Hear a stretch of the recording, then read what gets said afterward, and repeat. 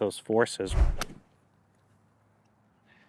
All right, Craig. So one of the most important elements or characteristics of a good impact position, or when we're getting and striking that ball first, the ground second, low point after getting a nice little divot like that, is really all about kind of the pressure of this back trigger figure here on the back of the shaft and the feeling that that creates and squeezing that ball between the turf, right? And we see the average amateur recreational golfer's position, they'll get themselves into this orientation here, where their hands will be back, the hips might be back, adding loft, and really I can't feel any pressure on the backside of that grip. And we were talking before about when you look at the majority of tour players, there are a lot of commonalities between their impact position. There might be subtleties in difference, but how they apply force on the back of the shaft at the moment of impact is certainly one of those commonalities, right? Yes. And we've got a great training aid here that we're going to use to kind of help us give the feeling, but then also talk about face control as well. So why don't you run us through it? Yeah. So what you're talking about there in pressuring, it's about that intention, right? And so I think we have an intention as better players to kind of throw the energy down through, compress the ball, compress the turf. And we know, at least in my mind, I'm using my right hand because I would throw a ball this way, skip a rock this way.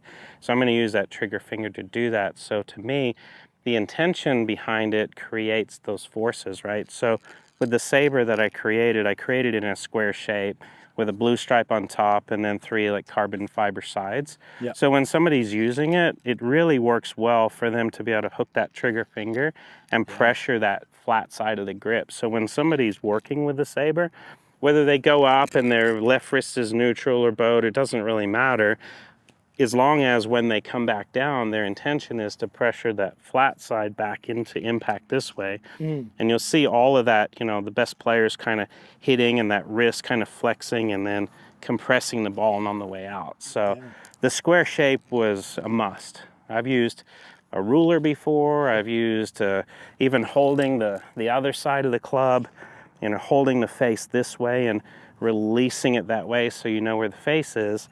The flat side of the saber was really helpful for that. Yeah, that's really interesting. It's the first time I've actually seen the square grip component of it, mainly because when you do use a round grip, being coaches, we are aware of that's a thing. And yes, when we're playing golf, we might be aware of the position of that index finger there up against the back of the shaft and the benefits of ensuring we are applying pressure on the back of the ball. But for a lot of recreational golfers, they've just never felt that, right?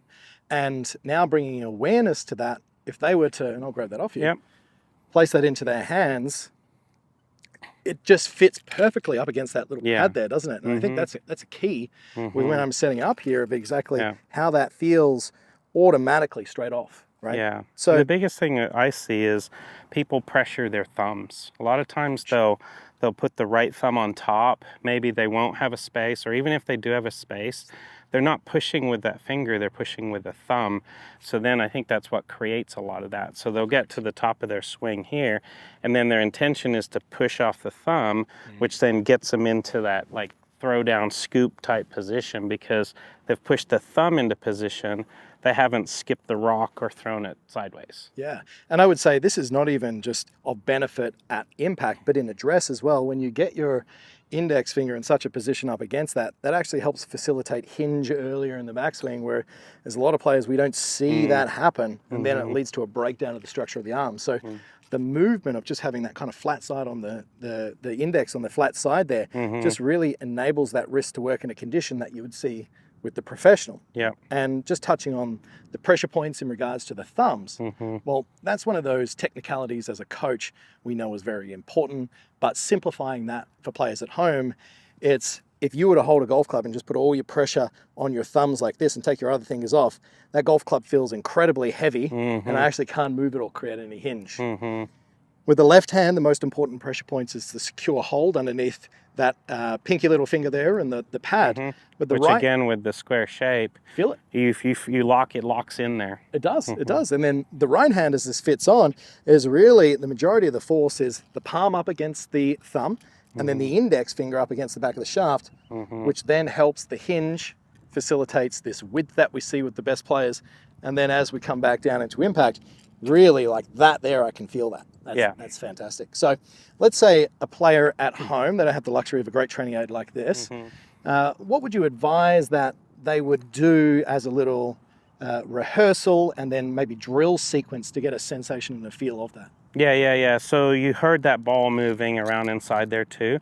So that's a timing ball. Okay. So basically, once a person has kind of got their grip in the right place, which this really helps them to do because of the angles, get their heel pad on top, trigger finger on the back. Once they get it in the set position, so they'll go to the top and you kind of hear the ball set.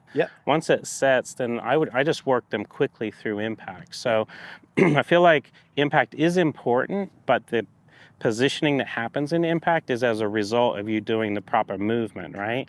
Because as a player, the last thing I want to be thinking about is the static position of impact. In my world, there's no position of impact. We capture it in video, but you never hold any position. So what that would look like is kind of setting it in the backswing and then kind of snapping the balls back through so you can kind of hear it release. So I'll have them set here and then kind of accelerate through to the other side. I'll have them do a double snap where they'll get to this side, snap it back, snap it through. And the way the balls work truly facilitates that centrifugal force, that extension of energy through the ball. So if most people, when they grab the saber, it's because they're a big slicer of the ball, classic move. Well, watch what happens. If I'm here and I come a little bit over the top, lead with the shoulders, lag the hands a little bit too much, the snap is way late. So a lot of times the drill for them is here, they get their back to the target, get posted, like loaded up on the back leg, and then I'll just have them kind of work the hands down in this position, which inevitably brings the club from the inside. But once they've done a couple pump drills, hammer down drill is what I call it, kind of hammering here, once they get to there, then I'll have them go all the way through. And I think that's so important. Something you said there, and there's a great quote from, I believe it's Jack Nicklaus, it's like, you want to swing the club through positions, not position the club through the swing. And exactly what you're talking about there, if just bringing some awareness that at the moment of impact on Golf Digest and on TV, you'll see this image, right? But there is no single professional golfer out there that's on the 18th hole hitting their second shot in the 4th round under pressure like yourself, going, okay, if I just get a little bit more bow in that lead wrist and shift my pressure forward, then boom, that's going to look really good. Right? It all happens at effect. Well, they might be thinking that on Friday, but then they miss the cut and go home. The guys on Sunday are definitely not thinking that. Exactly. They watch the first part of this YouTube video without the second part. So when we're setting up to it, having the intention that, okay, so impact, what we were detailing is having the pressure on the back of that finger on the back side of the shaft that helps that compression, but that is an effect of just moving this club in a well-sequenced manner. One last thing before we tie a bow on this would really be around what you were saying in regards to the releasing of the energy coming down. And I feel like that is one of the most misunderstood feels out there. Most players, if you were to say to them, without giving them any context of what we were just discussing, get to the top and feel like you throw the head down, they would go, well, that's casting, isn't it? You set your body in such a position where you have room and your hands are relatively in front, that this 0.25 of a second of the top of the swing down to impact, if you are not letting that club come down and trying to get that force, which we feel with the back of that index, essentially you're just doing this number. Right. Leave it up there, right? So we need that club to come back down to the ball, just the same as if you pick up a hammer. When you get to the top of your hammer hit, you're not thinking about dragging the handle. The intention is the hammer head going down. The sequence then occurs as a result. Right. Yep. So anything you would add in there finally? So let's say that the saber's not available for the guys at home, but they can certainly pick one up. Now, if I'm standing here and I've just got a golf club, it's just that awareness of that trail index finger up against the back of the shaft, you'd say? Yeah, exactly. So you have the face on one end and the front, and then you have your trigger finger on the top end on the back side. So wherever the back of that finger is, it's going to correlate to exactly where the club face is right there. And that's what I do like about this drill. If you take the iron and flip it over like that, you can kind of hold in your trigger finger the face. And then you just kind of waggle it back and forth. That kind of gives you the feel.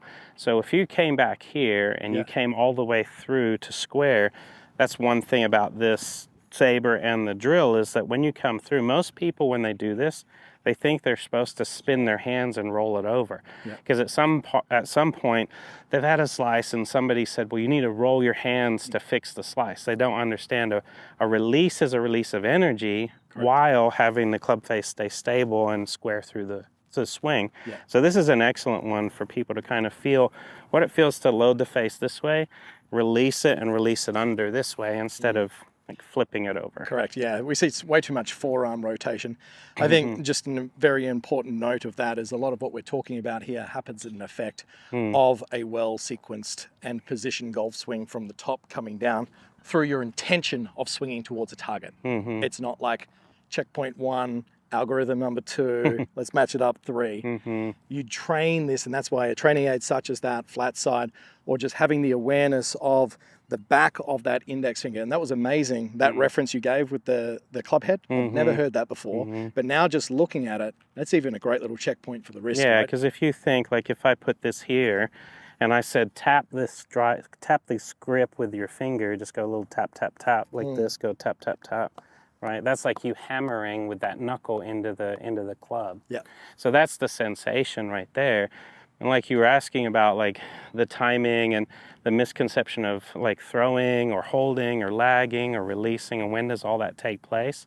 I mean, that's why this is called the saber, because it's named after a sword. Yeah. So I would tell my students, like, take a sword and go, like my dad spent a lot of time in the highlands of Papua New Guinea. Yeah. Like you can imagine him going through with a machete chopping down the bush. Yeah. Well, you're not going to guide a machete. You're going to hack your way through the scrub, right? Well, if you have a sword, you're going to wield it like a sword. If I had an axe and I was going to chop that tree down, I would be throwing the axe into the tree. Yeah. The difference here is a lot of people think accuracy is tied to slow. Like the slower you go, the more accurate you'll go. Yeah. But speed is actually what you need. And then the more repetitive and the better quality your speed is, the more accuracy you get. I think most amateurs guide and they hold on to the club, and every good athlete, good professional throws that club through there with speed, and then they look to see if it's straight, right? So when you have acceleration, the ball and the turf get in the way of that. As long as you're not guiding it, you're gonna have some accuracy. Yeah. The more you guide it, the more dispersion you get. Yeah, absolutely, absolutely. So I'm just going to get the feel here of the index finger matching it up with the club face. From there, I actually like that whole tap, tap, tap that you were just talking about. That kind of gets my wrists working in a really nice feel. Let's clip one down there. Let's hear it, and let's look at the sound of compression as we come off. Well, that right there, that came off fizzing, right? That was really good. Mate, great stuff. Yeah. Cheers.